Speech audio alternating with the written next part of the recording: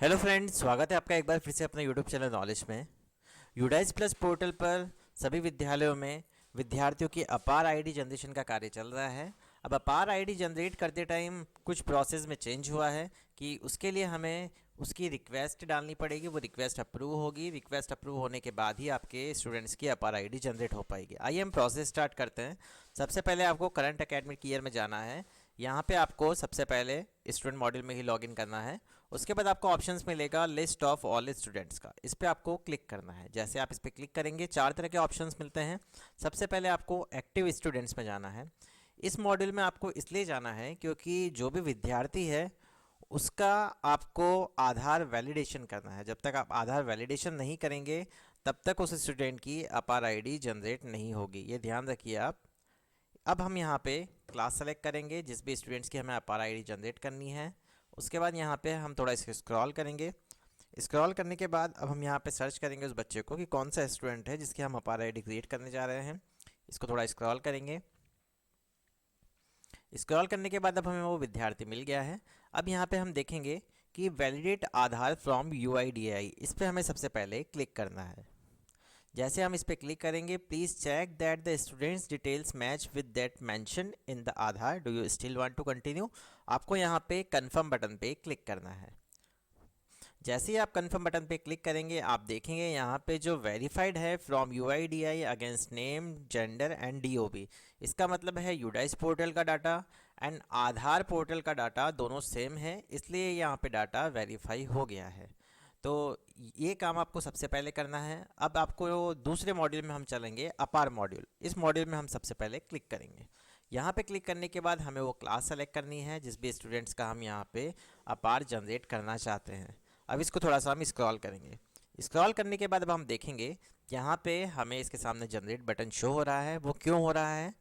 अभी इसकी अपार आईडी जनरेट नहीं हुई है। आप देख सकते हैं इसका स्टेटस जनरेटेड आ रहा है और बच्चों का इसकी नहीं हुई थी क्योंकि इसके पहले आधार में दिक्कत थी। अब इसका आधार कार्ड अपडेट करवाया गया यूडाइस पोर्टल के अकॉर्डिंग, तो वो हमने यहाँ पे वैलिडेट कर दिया।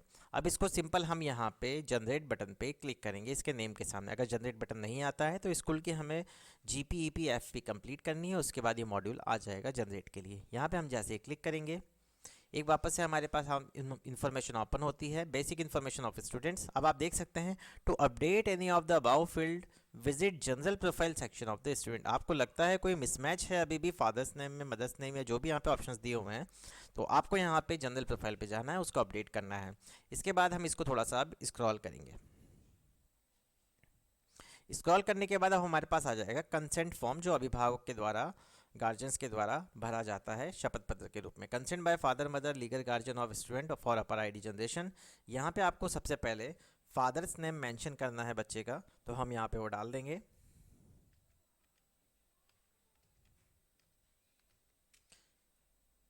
फादर नेम यहाँ पे डालने के बाद आपको सेलेक्ट करना है फादर मदर लीगल गार्जियन। अगर फादर का नेम डाल रहे हैं तो फादर का, मदर का डाल रहे हैं तो मदर का, लीगल गार्जियन का डाल रहे हैं तो लीगल गार्जियन का।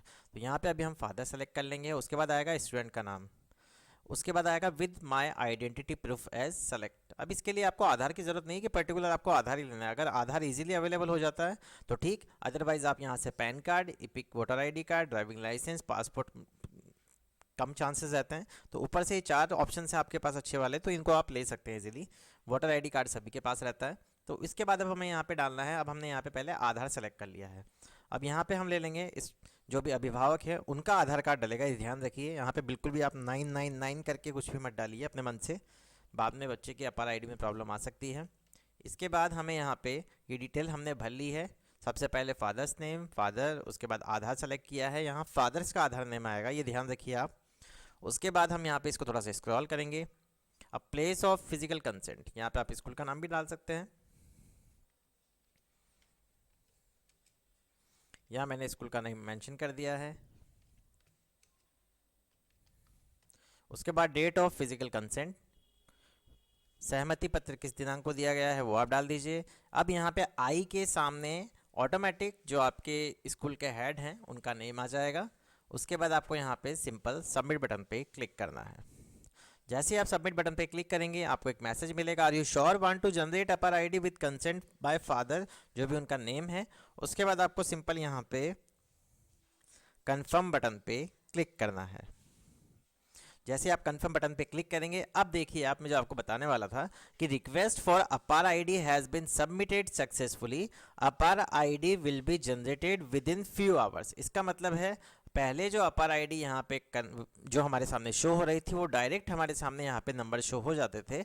अब आपके सामने क्या शो हो रहा है, अपार आईडी यहाँ पे एन है, नॉट अवेलेबल। इसका मतलब तो ये जो अब अपार आईडी जनरेट होगी कुछ घंटों के बाद होगी, यहाँ से डाटा जो है वो आगे जाएगा, वहाँ से अप्रूवल होगा, तो बच्चे के यूडाई सिस्टम में ऑटोमेटिक अपार आईडी जनरेट हो जाएगी। उसके लिए आपको वेट करना है, ये किसी भी तरह का कोई टेक्निकल इशू नहीं है, तो ये आप ध्यान रखिए।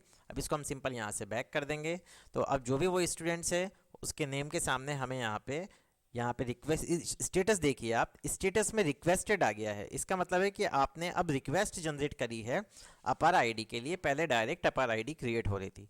तो ये पूरी प्रोसेस है कि हमें अपार आईडी कैसे जनरेट करनी है, रिक्वेस्ट कैसे भेजनी है, बाद में अप्रूवल के बाद यहाँ पे आपके पास अपार आईडी शो हो जाएगी।